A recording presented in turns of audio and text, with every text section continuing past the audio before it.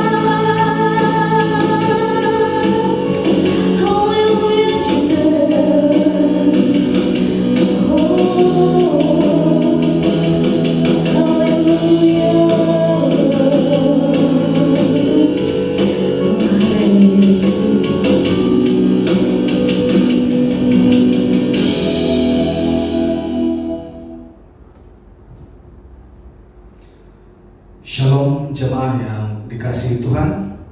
Kita mengucap syukur karena minggu ini kita sekali lagi bertemu di dalam ibadah online kita. Sedang jemaah yang dikasihi Tuhan, hari ini saya membawa kita dalam satu tema, yaitu memiliki pikiran dan perasaan Kristus. Memiliki pikiran dan perasaan Kristus. Mari kita buka dalam Filipi 2 ayat yang kelima. Saya ulangi, Filipi 2 ayat yang kelima.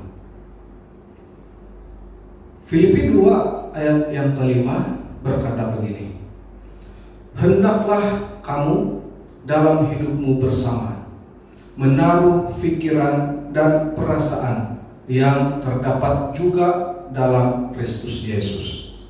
Saya ulangi, hendaklah kamu dalam hidupmu bersama menaruh pikiran dan perasaan yang terdapat juga dalam Yesus Kristus. Sedang jemaah yang dikasihi Tuhan, saya mulai khotbah ini dengan sebuah cerita tentang seorang anak dan seorang bapak.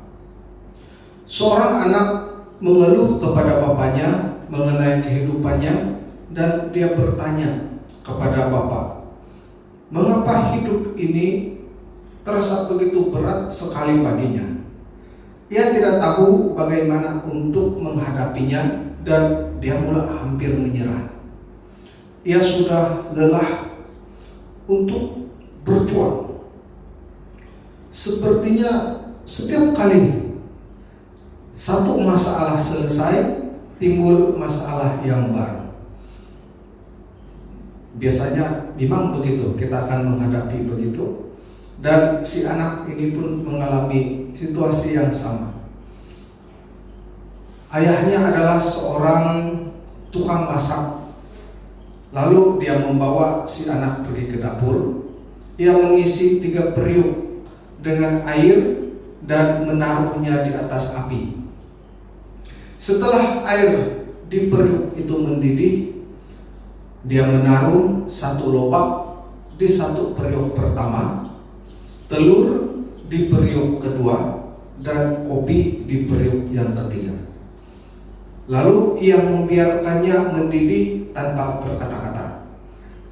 Si anak sangat keheranan, dan si anak hanya memperhatikan dan menunggu dengan tidak sabar, memikirkan apa yang sedang dikerjakan oleh si bapak.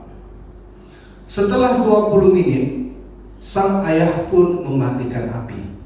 Ia menyisihkan lobak dan menaruhnya di mangkuk, mengangkat telur dan meletakkannya di mangkuk yang lain, dan menuangkan kopi di mangkuk yang lain. Lalu dia bertanya kepada anaknya, "Nak, apa yang kau lihat?" Anak itu menjawab, "Lobak, telur, dan kopi." Ayahnya mengajaknya mendekat dan meminta merasak lobak tadi yang keras tetapi dipanaskan maka menjadi sangat lembut. Ia melakukannya dan merasakan lobak itu sangat lembut. Ayahnya lalu memintanya mengambil telur dan memecahkannya. Setelah si anak itu mengambil telur, membuang kulitnya, ia mendapati isinya sudah mengeras. Terakhir ayahnya memintanya untuk mencicipi kopi. Ia tersenyum ketika mencicipi kopi dengan aromanya yang khas. Setelah itu si anak yang heran, dia bertanya, "Ayah, apa artinya semua ini?" Lalu sang ayah menerangkan bahwa ketiganya telah menghadapi kesulitan yang sama, yaitu perebusan. Tetapi masing-masing menunjukkan reaksi yang berbeda. Lobak sebelum direbus dia kuat, keras, dan sukar dipatahkan. Tetapi setelah direbus, lobak menjadi lembut dan lunak. Telur sebelumnya mudah pecah, kulitnya yang nipis melindungi isinya yang hanya berupa cairan. Tetapi setelah direbus, isinya menjadi keras. Kopi mengalami perubahan yang unik. Setelah berasa di dalam rebusan air, kopi merubah air tersebut. Lalu si ayah bertanya kepada si anak, "Kamu termasuk yang mana satu? Apakah ketika kesulitan mendatangimu, bagaimana kamu menghadapinya? Apakah kamu lobak, telur, ataupun kopi? Apakah kamu lobak yang kelihatan keras, tetapi dengan adanya penderitaan dan kesulitan, kamu mulai menyerah, menjadi lunak dan kehilangan kekuatanmu? Apakah kamu telur yang awalnya memiliki hati yang lembut dengan jiwa yang dinamik, namun setelah adanya kematian, patah hati, kecewa, dan sebagainya, lalu kamu menjadi keras dan kaku? Di luar kelihatan sama, tetapi apakah kamu menjadi pahit dan keras dengan jiwa dan hati yang kaku? Atau apakah kamu kopi?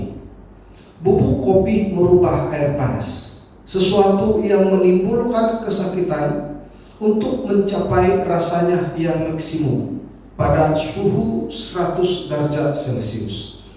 Ketika air menjadi suhu panas, kopi merasa semakin nikmat.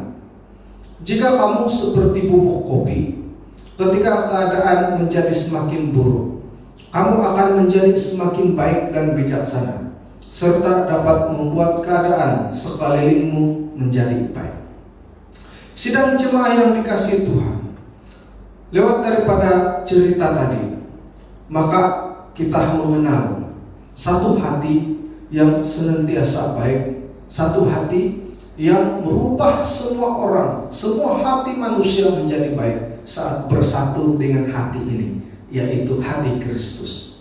Sebab itu tema kita pada hari ini, kita harus memiliki pikiran dan perasaan Kristus. Sedang jemaah yang dikasihi Tuhan, lalu apakah pikiran Kristus? Yang pertama, pikiran Kristus itu ialah perkara yang tersembunyi dan bukan hanya kepada perkara yang kelihatan ataupun yang kasat mata. Sedang jemaah, pikiran Kristus itu adalah perkara yang tersembunyi dan bukan hanya perkara yang kita boleh lihat dengan mata kasar kita. Biasanya orang akan menilai sesuatu yang dia mampu lihat, tetapi yang dia tidak lihat, dia tidak menilainya. Sebab itu ada satu pepatah yang mengatakan, "Don't judge the book by the cover." Nah, sedang jemaah, manusia itu mengenal, memikirkan dan meresponi perkara yang hanya dapat dilihat oleh mata, tetapi kurang memperhatikan dan kurang meresponi perkara yang dia tidak lihat. Seperti sebuah drama, orang akan melihat tayangan film tersebut dengan dia merasa, wah, film ini sangat baik, wah, film ini luar biasa. Tetapi di balik tabir itu orang tidak lihat apa yang terjadi.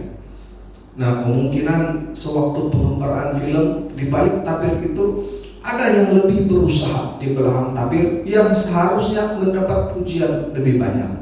Nah, sedang jemaah, Yesus memikirkan perkara yang jauh di hadapan dan bukan hanya pada hari ini. Manusia memikirkan apa yang ada hari ini dan esok dan seterusnya, tetapi tidak atau sangat jarang memikirkan melampaui jauh di hadapan. Tetapi Tuhan melihat perkara yang jauh di hadapan, sehingga semuanya sudah dibentengkannya. Semua manusia, hidup manusia dibentangkannya luas-luas kehidupannya sampai kepada menuju titik pusat akhir dengan sangat baik. Sebab itu Tuhan selalu memberikan kita membenarkan kita berhadapan dengan masalah-masalah dan sebagainya. Sebab itu Tuhan selalu membawa kita pergi ke suatu tempat yang disebut sebagai padang gurun, untuk manusia itu diremuk-remukkan hatinya, dihancurkan hatinya, supaya terbentuklah hati yang sangat indah pada suatu hari nanti. Nah, sedang jemaah yang dikasihi Tuhan, Yesus memikirkan persekutuan jemaah itu sebagai keperluan jiwa manusia, tetapi manusia berpikir itu sebagai tempat baginya untuk memperlihatkan kehebatannya. Tuhan mau setiap manusia punya persekutuan dengan orang percaya lain, punya persekutuan dengan pribadi Tuhan. Tetapi biasalah manusia, kalau sudah mulai berkumpul banyak orang, dia akan mulai menonjol, lebih menonjol daripada yang lain, dan memperlihatkan kehebatan. Ini kita kena akui, dia terjadi di mana-mana.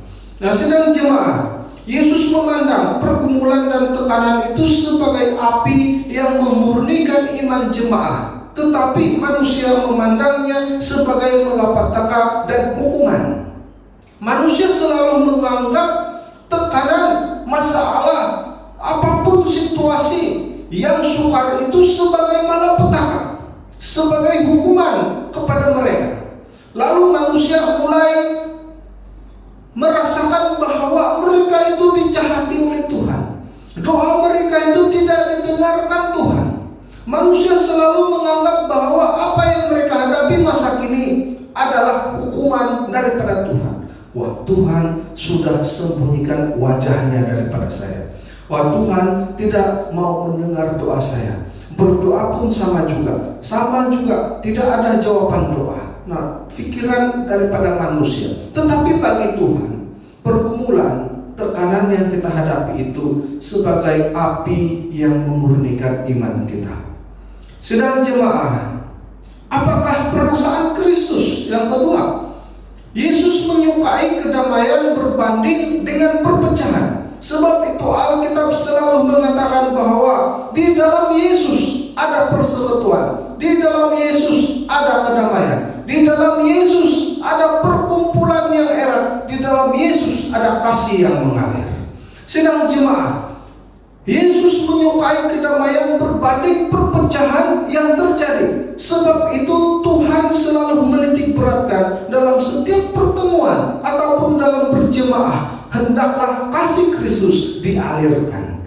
Sedang jemaah yang dikasihi Tuhan, apa perasaan Kristus? Yesus merasa semua manusia berharga dan tidak ada yang dapat menandingi, bahkan kesetaraannya sekalipun maupun nyawanya. Tuhan memandang manusia itu melebihi daripada segalanya, bahkan kesetaraannya dengan Allah, bahkan juga apapun nyawanya sanggup dia gadaikan, sebab dia mengasihi manusia. Sebab itu kita yang bergelar orang percaya, janganlah menjahati saudara kita, janganlah menjahati sesama kita, janganlah memberikan atau mengungkapkan sesuatu yang tidak baik terhadap saudara kita. Sebagai manusia kita masih punya perasaan marah, sedih, dan kecewa dan sebagainya. Tetapi jangan sampai kita menjahati saudara seiman kita. Nah, sedang jemaah yang dikasihi Tuhan, Yesus sanggup dirugikan karena kita, tetapi kita lebih sanggup terima keuntungan berbanding dengan kerugian. Itu sifat manusia. Kerugian tolak jauh-jauh, dan keuntungan silakan datang. Dan bila ada kerugian datang, maka dia mulai merasa, alamak, Tuhan sudah hukum saya ini, alamak, Tuhan jahat. Nah, sedang jemaah, Yesus lebih memilih berdiam dan berdoa pada waktu ia mengalami banyak pencobaan dan tekanan selama pelayanannya. Tetapi kita menunjukkan taring kita saat kita mengalami banyak tekanan dan pencobaan. Saat mengalami apa yang disebut sebagai seseorang yang kita rasakan menyakiti hati kita, kita akan menyerang dia balik. Saat kita terasa dengan gurauan sahabat kita, kita mulai membencinya. Saat kita merasa dia tidak baik kepada kita, kita mulai menjauhkan diri kita. Nah, sidang jemaah yang dikasihi Tuhan, janganlah kita bertindak seperti magnet yang menolak, tetapi terbalikannya menarik antara satu dengan yang lain. Sidang jemaah, kita harus memiliki pikiran dan perasaan seperti Kristus, sehingga kita dapat berespon seperti Kristus. Kuncinya adalah kita harus memiliki pikirannya Kristus. Kita harus memiliki perasaannya Kristus. Ingat baik-baik bahwa saat kita mulai menyerahkan diri kita kepada Tuhan, kita menyerahkan hati kita juga kepada Tuhan, dan kita semakin kecil, Tuhan Yesus semakin besar. Nah, sedang jemaah, kita harus memiliki pikiran Tuhan. Kita harus memiliki perasaannya Tuhan, sehingga kita boleh berespon seperti cara Tuhan merespon. Sedang jemaah, cara manusia merespon, kalau dia berhadapan dengan kesukaran, dia akan mengalah ataupun menjadi sangat keras dan kaku. Tetapi cara Tuhan merespon segala sesuatu yang datang, dia akan merespon dengan hati yang penuh kasih dan mengubah keadaan di mana dia berada. Sedang jemaah, kita mengenal dua jenis respon. Yang pertama adalah respon yang reaktif. Respon yang reaktif ini adalah respon anak-anak. Anak-anak punya respon ini biasanya dia akan bertindak dulu, baru dia akan berpikir. Respon yang digerakkan oleh egonya manusia ataupun kedagingan manusia. Nah, biasanya respon yang reaktif ini juga kita lihat dalam para murid Yesus itu. Ada beberapa muridnya yang punya respon seperti ini, seperti Petrus punya respon yang reaktif, yaitu bertindak dulu baru pikirnya kemudian. Tetapi setelah dia dimerdekakan, maka Petrus menjadi rasul yang luar biasa. Nah, sidang jemaah, respon yang kedua, respon yang proaktif, yaitu respon dewasa, yaitu berpikir dulu baru bertindak. Respon yang digerakkan oleh Roh Kudus yang bekerja di dalam hati dan pikiran kita. Sedang jemaah yang dikasihi Tuhan, penyebab orang Kristen hampir sama dengan orang yang tidak mengenal Tuhan, yaitu tidak memiliki cara berpikir dan berespon seperti Kristus. Itu bezanya. Harus bezakan baik-baik. Dalam dunia ini kita akui bahwa semua manusia tidak ada yang jahat, kecuali otaknya ada masalah, putus wire dan sebagainya, dia akan menjadi jahat. Tetapi saat manusia dilahirkan, manusia itu kosong, seperti kertas kosong. Dan di sanalah dia mulai dilukis, dia mulai diisi dan sebagainya, sehingga pengisian itu yang bagaimana menentukan masa hadapannya. Nah, manusia itu diciptakan dengan segala kebaikan Tuhan. Dan kita harus akui bahwa ramai manusia yang bukan orang Kristen sangat baik. Tetapi yang membezakan pikiran kita dengan pikiran orang yang tidak mengenal Tuhan ataupun yang tidak ada Kristus di dalam hatinya adalah cara dan berpikir, cara respon adalah sama seperti Kristus. Itu yang membezakan kita. Kalau kita berpikir dan berespon tidak seperti pikiran dan respon Kristus, maka itu tidak membezakan kita dengan orang lain. Sedang jemaah yang berbahagia, kita harus tampil berbeza, yaitu punya perasaan, berespon, dan berpikir seperti Kristus. Untuk menjadi community kerajaan Allah yang mempengaruhi iman, yang mempengaruhi dunia, harus dimulai dengan community atau pribadi yang memiliki pikiran dan perasaan Kristus. Sebelum kita mengubah orang lain, sebelum kita mengubah keluarga kita, sebelum kita mengubah sahabat kita, sebelum kita mengubah anak-anak kita, suami kita, istri kita, sebelum kita mengubah masyarakat di sekeliling, sebelum kita mengubah dunia, maka pertama-tama harus menjadi community kerajaan Allah yang mempengaruhi dunia, yang dimulai dengan community atau pribadi yang memiliki pikiran dan perasaan Kristus. Sangat simpel. Sedang jemaah yang dikasihi Tuhan, ada orang yang pada mulanya keras dan kuat. Tetapi bila mengalami tekanan dan pencobaan yang berat, akan menjadi sangat lembut dan lunak. Ia menyerah dan hilang kekuatannya. Ada orang yang pada mulanya lembut seperti telur yang mudah pecah, tetapi karena tekanan dan pergumulan yang berat, ia menjadi keras dan kaku. Di permukaannya dia kelihatan sama sebelumnya, tetapi di dalam menjadi keras dan kaku. Sedang jemaah yang dikasihi Tuhan, sangat sedikit orang yang bertindak seperti bubuk kopi. Bila melalui pergumulan yang berat dan tekanan yang berat, ia semakin menjadi indah dan bertindak bijaksana. Sedang jemaah yang dikasihi Tuhan, marilah kita memiliki pikiran dan perasaan Kristus, sehingga kita dapat berespon seperti Kristus di dalam segala hal. Biarpun tekanan, biarpun kekecewaan, biarpun kerugian, dan segala sesuatu yang tidak baik, saat kita menghadapi perkara itu, kita menjadi semakin indah dan bijaksana. Kuncinya miliki hati dan pikiran Kristus. Amin. Mari kita berdoa.